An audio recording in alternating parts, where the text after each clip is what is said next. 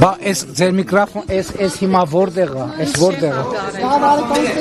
Հատուկ իրան եմ։ Վարչապետ հայտնի դարձան, որ աշխատանքից ազատել եք, չգիտեմ դուք հստակեցրեք անվտանգության ծառայության տնօրեն Արմեն Աբազյանը, ինչ պատճառով եք իրեն աշխատանքից ազատել, արդյոք ձեր որոշումը կապ ունի երեկվա Սամվել Կարապետյանի տանը իրականացվող։ Հիմա դե տեսեք դուք միկրոֆոնները ոնց եք բան, որ հիմա մի քիչ հետ տանեն։ Արդյոք ձեր որոշումը կապ ունի երեք Սամվել Կարապետյանի տանը իրականացվող գործողությունների եւ նաեւ հայ առաքելական եկեղեցու հոգեվորականների վերաբերյալ ձեր գրառումների հայտարարությունների հետ։ Արմեն Աբազյանը իմ վարչապետության օրոք ամենաերկարն է եղել ազգային անվտանգության ծառայության տնօրենի պաշտոնում եւ աշխատել է ամենաբարդ շրջանում 2020 թվականի նոյեմբերից եւ նրա պաշտոնավարման ողջ ընթացքը եղել է չափազանց բարդ եւ ես կարծում եմ որ նա արժանացել է որ մի քիչ հանգստանա որովհետեւ այս 4 ավելի մի րոպե 5 տարի այդ լարված պայմաններում աշխատել է ազգային անվտանգության ծառայության տնօրենի պաշտոնում, կարծում եմ հասկանում եք, որ հեշտ չի։ Իմ նշած հանգամանքների հետ կապ չունի։ Գիտեք, ձեր նշած հանգամանքների հետ ուղղակի կապ ունի իմ նշած հանգամանքների հետ, իսկ ընդհանրապես ազգային անվտանգության ծառայության տնօրենի աշխատանքը առնչվում է գրեթե ամեն ինչի հետ, հատկապես այն ինչ որ վերաբերվում է անվտանգությանը, այդ թվում հիբրիդային անվտանգության։ Հրաժարվել է որևէ հանձնարարություն կատարել, պարոն վարչապետ։ Չէր կարող ազգային անվտանգության ծառայության տնօրենը հրաժարվել իմ որևէ հանձնարարություն կատարել։ Պարոն Փաշինյան, Սամվել Կարապետյանի շուրջ ընթացող իրադարձությունները ինչու սկսեց, այսպես ասենք, արշավ բռնեցին այն հայտարարությունից հետո, որ արեց Կարապետյանը եկեղեցու։ Գիտեք, ես սկսվեց այդ ամբողջ այդ հայտարարությունը եկեղեցու մասին չէր, այդ հայտարարությունը Հայաստանի Հանրապետության մասին էր եւ փորձ էր արվում տպավորություն ստեղծել, թե Հայաստանի Հանրապետությունում կարող են գալ ինչ որ մարդիկ, ինչ որ տեղերից եւ ինչպես իրենք են ասում իրենց ձևերով ինչ որ բան անել եւ Հայաստանի Հանրապետությունը ունի արձագանքի կոնկրետ լծակներ եւ ես չեմ հանդուրժի ընդհանրապես որ որևէ մեկի լեզուն պատտվի տենց բան ասի։ Ես ընդհանրապես խորհուրդ եմ տալիս որ որևէ մեկի լեզուն չպատտվի տենց բան ասի, որովհետեւ գիտեք Հայաստանի Հանրապետությունը ժողովրդավարական երկիր է եւ Հայաստանի Հանրապետությունում յուրաքանչյուրը ունի կարծիք արտահայտելու հավաքներ անցկացնելու, քաղաքական եւ հանրային կյանքի մասնակցելու իրավունք, բայց Հայաստանի Հանրապետությանը սպառնալ որևէ մեկը չի կարող եւ ես ինչքան էլ ժողովրդավարություն ամենակոշտ եւ ամենակոպիտ միջոցները կձեռնարկեմ ցանկացած նման դեպքում։ Այսինքն Կարապետյանը ուղղակի ասաց, որ ես կլինեմ եկեղեցու կողմից։ Կարապետյանը, գիտեք ինչ, եկեղեցու եւ ով որ այսպիսի բան ասի պետք է Կարապետյանը ասաց, որ մենք եթե քաղաքական գործիչներին չհաջողվի, այսինքն եթե քաղաքական մենք մեր ձևերով կմասնակցենք կամ կմիջամտնենք եւ այլն եւ այդպես շարունակ։ Դա արժանացել է եւ արժանանալու է կոնկրետ համարժեք գնահատական։ Ընդհանրապես ես ձեզ մի բան ասեմ, որ Հայաստանի Հանրապետության ժողովուրդն էլ իմիջիայլոց մեզ մեղադրում է եւ մարզային այցերում էլ այդ մեղադրանքը հաճախ են նշում։ Մեր երկրում ցավոք շատերը կամ ոմանք ժողովրդավարությունը փորձում են նույնացնել թուլության հետ։ Ես ասում եմ նրանք ովքեր կփորձեն կամ կշփոթվեն ժողովրդավարությունը թուլության հետ շփոթել, պետության համը կմնա նրանց բերաններում։ Այսինքն ով որ ասի որ կանգնել են եկեղեցու կողմնում ճակատագրին է ով որ ասի որ եթե քաղաքական գործիչներ եւ ճանապարհները չաշխատեն, մենք մեր ձևերով կմիջամտենք, արժանանալու է մենք մեր ձևերով կմասնակցենք, արժանանալու է, այո։ Եվ ուրիշը ասեմ, ես կարծում եմ նաև հիմա արդեն հայտնի է, իմ կարծիքով նաև այդ հայտարարությունը ընդհանրապես կապ չունի ոչ եկեղեցու, ոչ եկեղեցու շահերի հետ։ Ես ուղիղ 1 ամիս առաջ, 1 ամիս ժամկետով տվել էի կառավարության անդամներին վերաբերելի անդամներին հանձնարարական, որ կամ հեծին կողմից ժողովրդին հասցված վնասը պետք է վերականգնվի, այդ ինչ պատմություն է։ Իմ բազմաթիվ մարզային այցելությունների ընթացքում ես զարմանքով եւ զայրույթով դրա մասին հրապարակային խոսել եմ մի քանի անգամ, զարմանքով եւ զայրույթով արձանագրեցի, որ ըստ էության հեծը իր գործունեության արդյունքում Հայաստանում գրեթե էներգետիկ ճգնաժամ է ստեղծել եւ հիմա նաեւ վերլուծությունը հիմք է տալիս մտածելու առնվազն թույլ չի տալիս հրաժարվել այդ մտքից, որ այդ ամեն ինչը արվել է եւ արվում է Հայաստանում ներքին հանրային դժգոհություն գեներացնելու համար։ Բայց ես տվել էի հանձնարարական, որ մի ամսվա ընթացքում կամ պետք է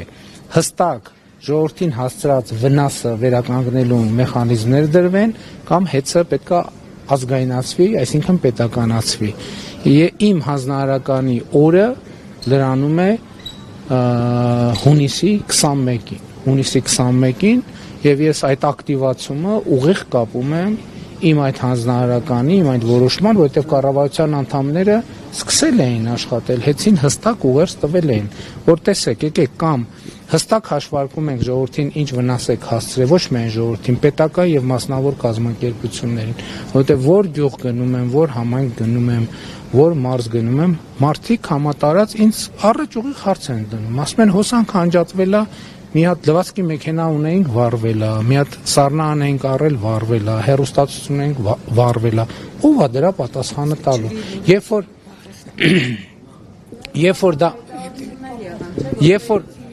Երբ որ դա մեկ դեպք է, երկու դեպք է, երեք դեպք է, դա ուրիշ իրավիճակ է։ Ես Լոռու մարզում այց եմ կատարել, Լոռու մարզի իմ այցի ժամանակ ես ուր մտել եմ, հոսանք չի եղել։ Ուր մտել եմ կամ եղել է, անջատվել է։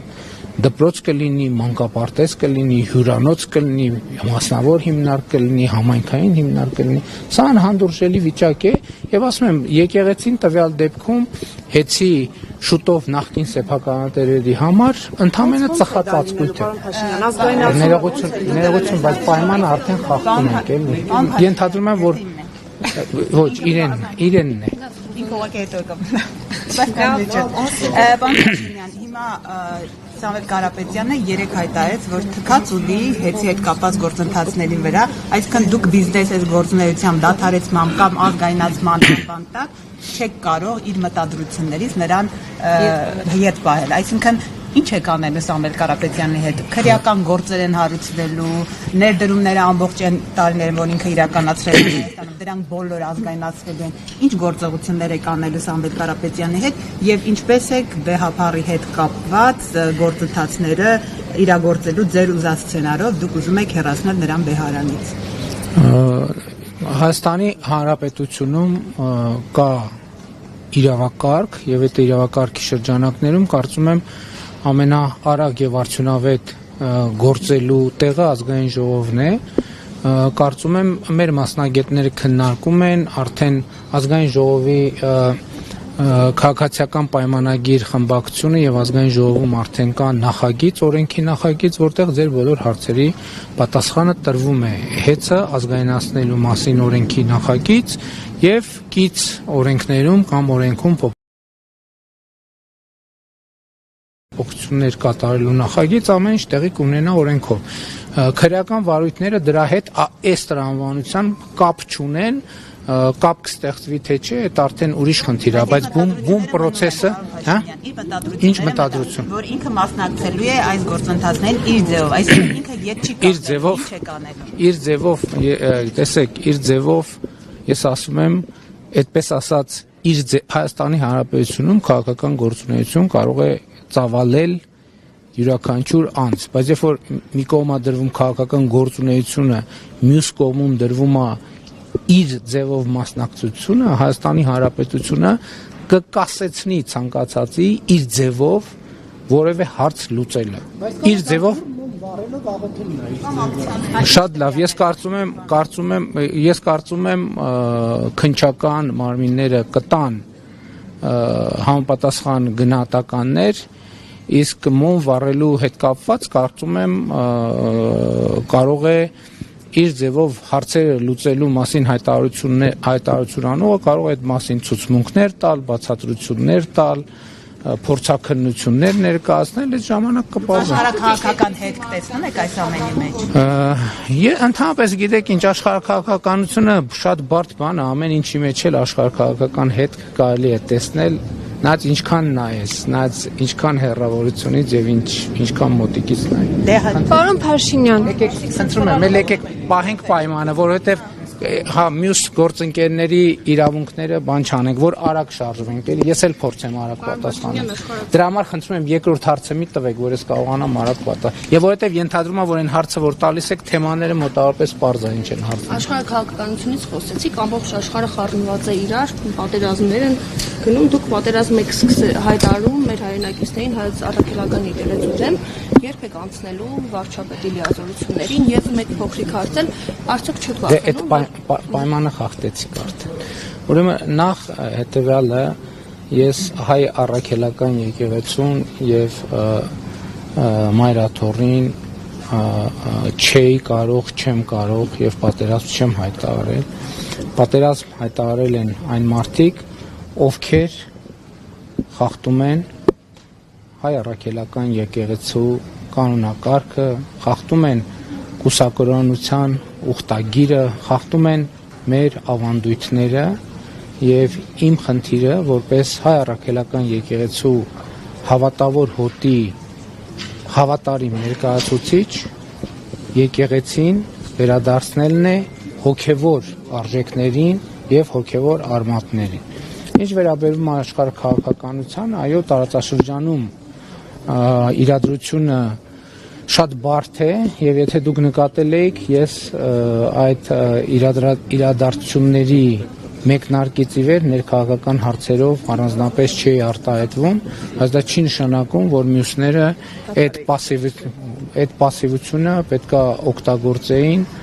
լկտի հարցակումներ անելու համար։ Այդ լկտի հարցակումները համարժեք պատասխան կստանան։ Ես ունեմ արդեն համոզվել եք։ Խնդրեմ։ Չունեք հարց, խնդրեմ։ Դուք վստահաբար պնդում եք արդեն մայիսի 31-ից սկսած, որ սպազանները խախտել են, հա, այդ հուսահատության ուխտը։ Միշտ ասում եք ինքեր կա, արդեն կպահականներն էլ դա որպես բացարձակ ճշմարտություն են ներկայացնում, երեկ էլ վեհապարին շնորհավորում էին հայրերի օրվա առիթով։ Ուզում եմ հասկանալ, բացի ձեր ենթադրությունները, դուք որևէ այլ հիմք ունեք նման մեղադրանքներ հնչեցնելու հայ առաքելական սուրբ եկեղեցու ծառաների նկատմամբ։ Ես կարծում եմ, որ ես ունեմ ապացույցներ, եթե ես խոսում եմ, ուրեմն ես ունեմ ապացույցներ, բայց ես առաջարկել էի, դուք չեք նկատել, որ չեն վիճարկում իրենք դա։ Իրենք չեն վիճարկում։ Ամենալուրջ է ձեր հայտարարությունը։ Իրենք չեն ասում, իրանք ընդհանրապես չեն վիճարկում իմ հայտարարությունները, չեն վիճարկում։ Այ երբ որ կվիճարկեն, ես առաջարկել էի, եթե իրենք որևէ ձևով վիճարկում են,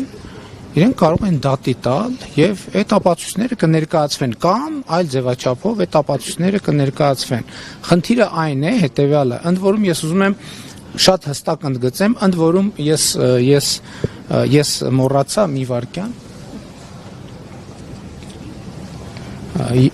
իմ դիրքորոշումները ամբողջությամբ հիմնված են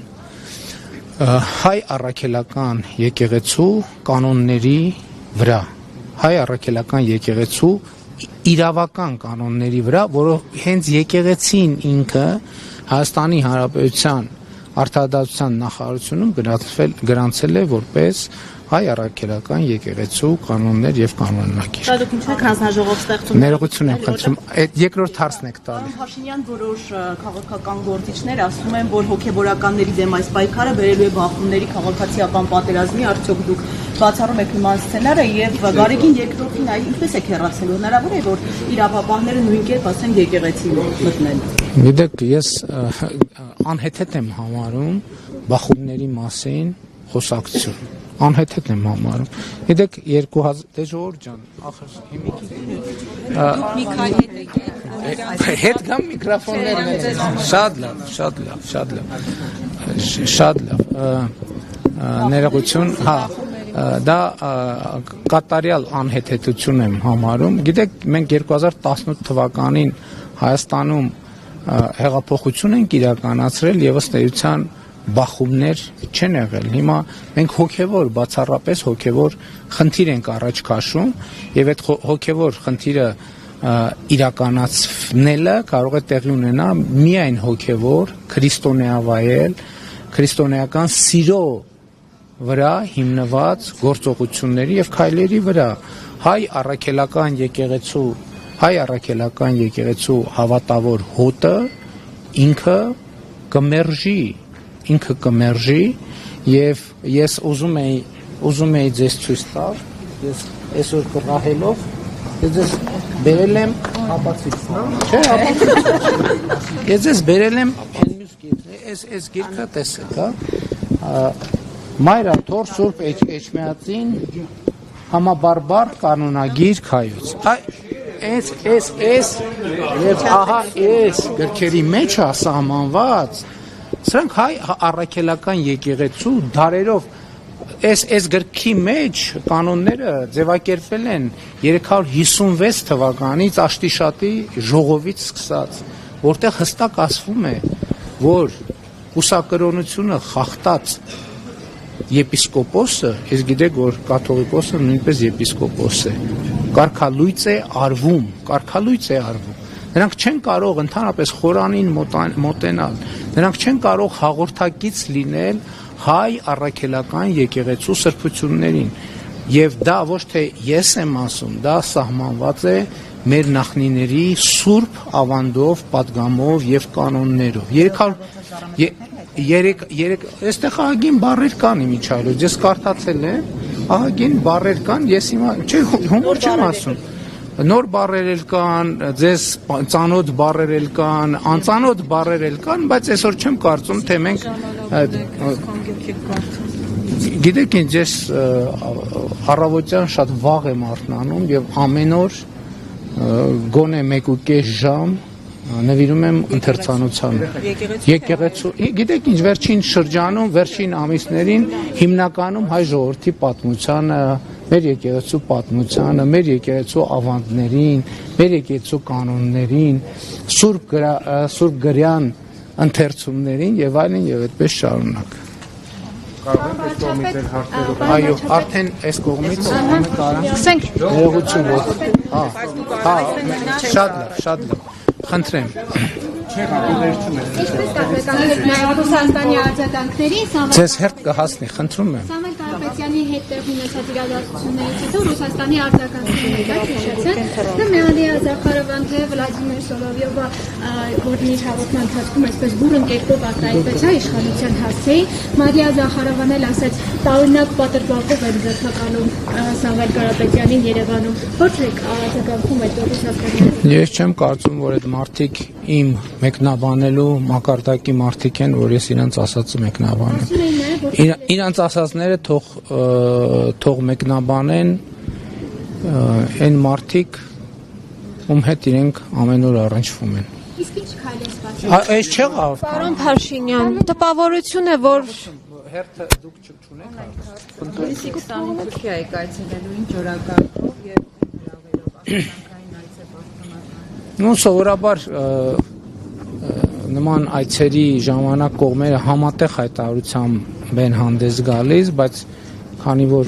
մեր գործընկերները մի քիչ անհամբեր են գտնվել, այո, այդպիսի պլան կա, այցի օրակարգի վերաբերյալ կլինի համատեղ հայտարարություն, ես կարող եմ ասել, որ իրոք այո, այցը նախատեսված է եւ այցի վերաբերյալ ուղղակի պայմանավորվածությունները չխախտելու համար համատեղության իմաստով հայտարարությունների այս բանին ընդհանրապես ասեմ այն ինչ որ արդեն հայտնի է համեցեք չէ նկատի ունեմ այցի մասին հայտարարություն եւ այլն արդյունքները տեղում խնդրում եմ բոլորը սպառեն որովհետեւ ժամանակի խնդիր ունեն Բայց ոնց որ ձեր հարցը արդեն տվել են։ Հայաստանի որ շատ փորձագետներ այստեղ նշում են, որ հենց կոնգրեսի միջոցով մեծ մտանք այս ֆոնին։ Այս իրավիճակում Հայաստանի Հանրապետությունը իշխանությունը ապահովության փոխությունից արդյոք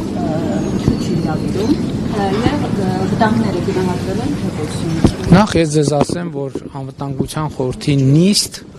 բարբերաբար է հրավիրվում, ասենք օրինակ վերջին մեկ շաբաթվա ընթացքում կամ ամսվա ընթացքում երևի 4-5-6, բայց հաղորդագրություններ չեն լինում, բայց այդ նիստերը նրա համար չեն, որ Սյունիքի հետ կապված վտանգ կա։ Ես այդ հայտարարությունները համարում եմ սադրիչ, պրովոկատիվ, մի րոպե, ես այդ հայտարարությունները համարում եմ սադրիչ, պրովոկատիվ, ես այդ հայտարարությունները համարում եմ չհիմնավորված եւ Հայաստանի քաղաքացիների շրջանում անհանգստություն, խուճապ եւ անորոշություններ գեներացնելու համար։ Հայաստանի Հանրապետությունը եւ Ադրբեջանի Հանրապետությունը համաձայնեցրել են խաղաղության եւ միջպետական հարաբերությունների հաստատման մասին համաձայնագրի նախագիծը եւ ինչպես ասել եմ, Հայաստանի եւ Ադրբեջանի միջև նոր պատերազմ չի լինելու է խաղաղություն։ Պարոն Փաշինյան, տպավորություն է, որ դուք այս երկրի դատավորն եք փորձում լինել, ԱԱԾ պետն եք, կոշկակար եք, բոլորը փորձում են կատարել ձեր քմահաճույքները, սա է արդյոք ձեր ժողովրդավարությունը եւ խնդրում եմ արցախցիների պահով, դուք բերել եք ձեր հայրենակիցներին այստեղ եւ պատասխանատվություն եք կրում, ինչ է սպասվում արցախցիներին այսքանից հետո, 40,000-ները կտրեցիք, մարդիկ մնացել են անտուն, խնդրում եմ, որպես երկրի պատասխանատվություն կրեք ձեր հայրենակիցների առաջ եւ պատասխանեք իմ այս հարցին։ Դուք ձեր հարցի մեջ նշեցիք, որ բոլորը փորձում են կատարել իմ քմահաճույքները։ Հիմա որ դուք ասեք, դուք իմ որ քմահաճույքն եք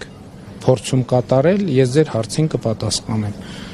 Բոլորը, դուք եք բոլորի մեջ մտնում, օրինակ դուք որ քմահաճույքն եք հիմա։ Ես գիտեք ինչ, ներողություն եմ խնդրում, ներողություն եմ խնդրում, ես հարցը լսեցի եւ հարցին պատասխանեցի, խնդրեմ։ Իսկ արցախցիների պահով չեք ուզում անդրադառնալ։ Կանդրադառնամ, հեսա կհարցնեմ։ Պարոն Փաշինյան, արդյոք ձեզ հայտնի դարձել են տեղեկություններ այն մասին, որ Ինչն է խնդիրը, ոնց սխալ են կանգնած։ Հա? Մեզ են նախատում։ Շատ լավ։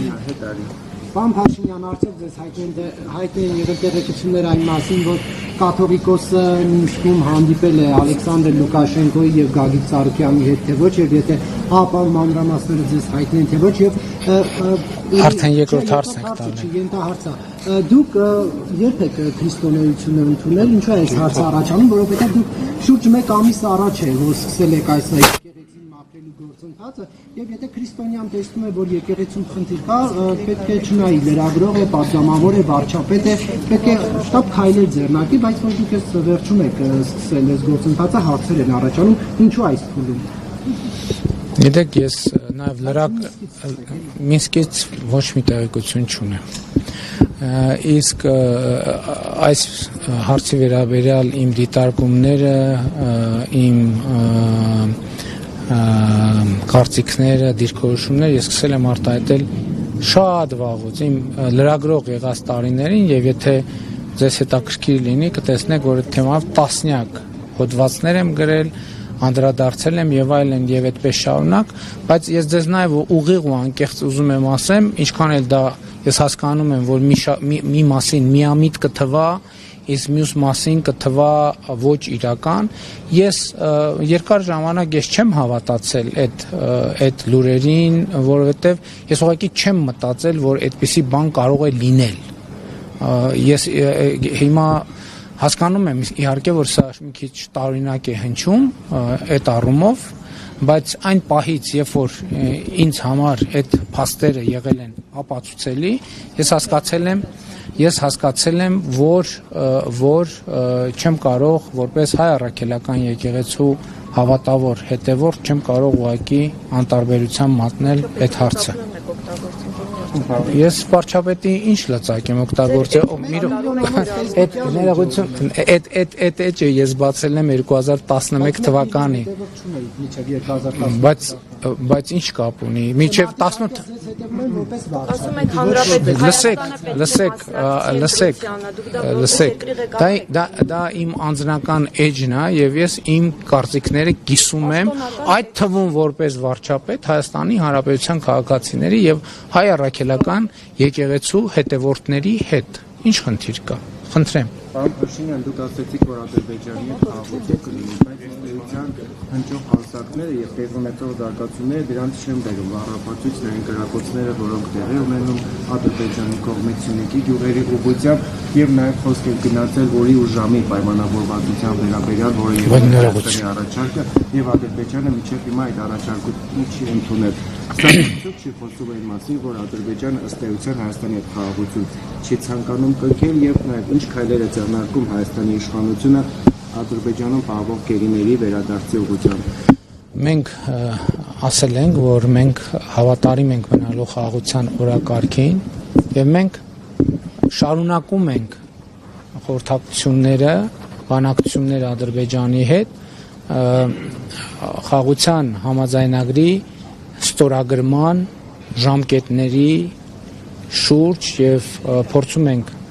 ստեղծել այն միջավայրը եւ պայմանները, որ դա հնարավոր լինի։ Ես նկատի ունեմ, տեսեք, երբ որ մենք ընտրել ենք այդ ռազմավարությունը ունի մի առանձնահատկություն, որ մենք հետեւողական, քայլ-քայլ, համբերատար պետք է գնանք այդ ճանապարհով։ Իմիջայլոց ուզում եմ ձեզ հետեւյալը ասեմ, որ եթե նկատել եք, ես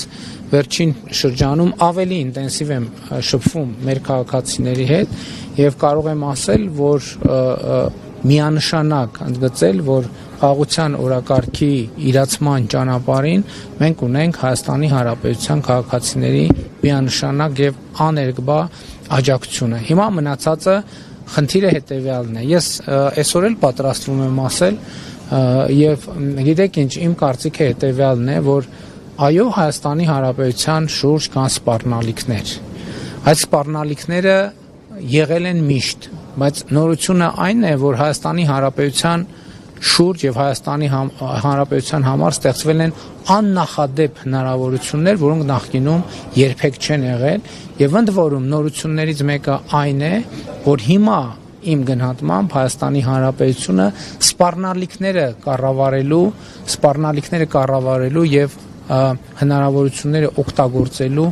ավելի մեծ կարողություններ եւ հնարավորություններ ունի։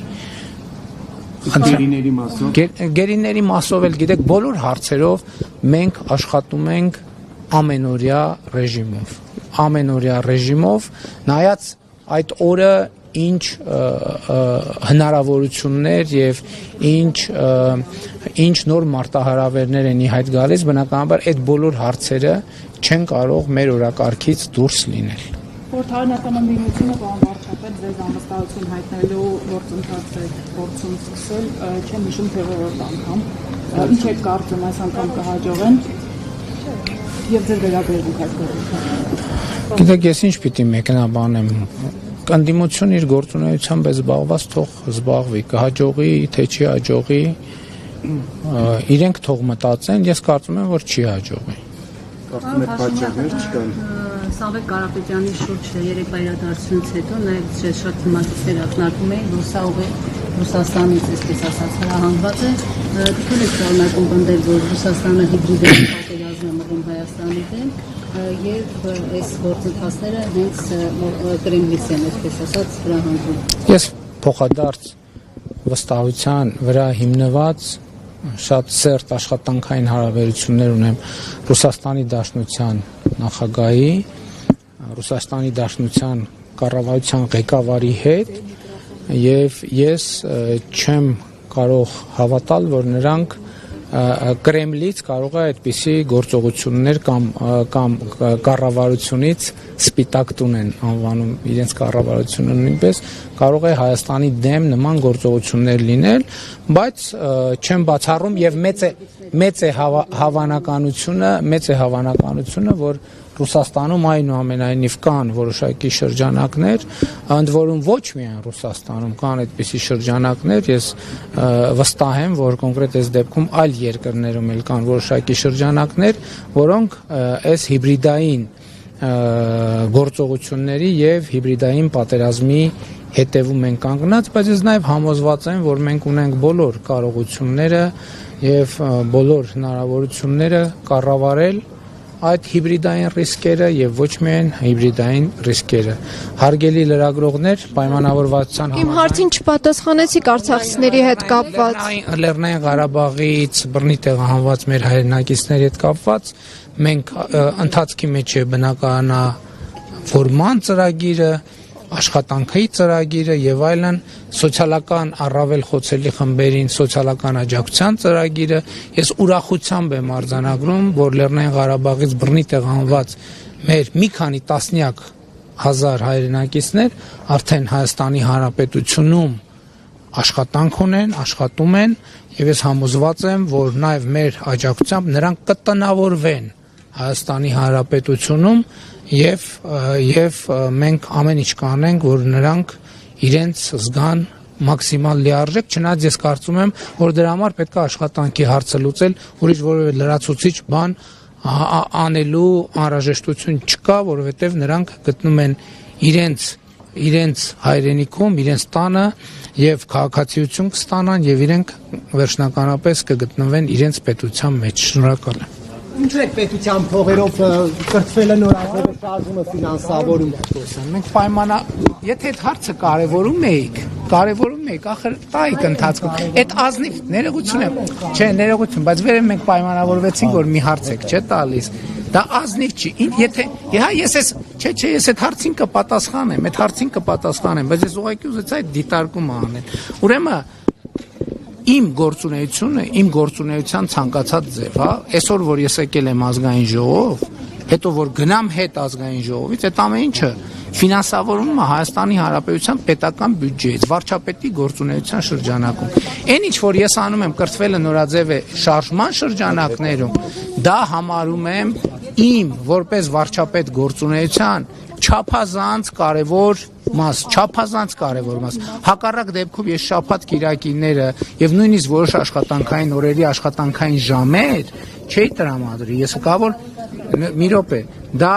Հայաստանի Հանրապետության քաղաքացիների հետ խոսակցություն է, մեր ժողովրդի հետ խոսակցություն է։ Դա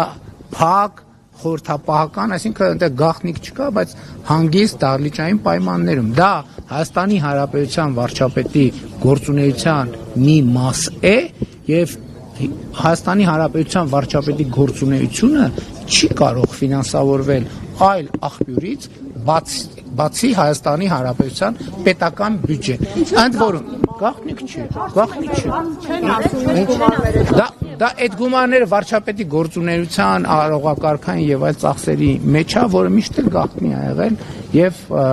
այդպեսին է։ Այսինքն դա ընդ որում ես ուզում եմ ձեր ուշադրությունը հրավիրեմ այն հանդիպումներին, որոնտեղ ես չեմ մասնակցում, այսինքն Հայաստանի Հանրապետության վարչապետը չի մասնակցում, դա պետական բյուջեի չի ֆինանսավորվում։ Արդեն ես հիմա մանրամասները չեմ կարող ասել, բայց այնտեղ որտեղ ես եմ մասնակցում, այո։ Շնորհակալ։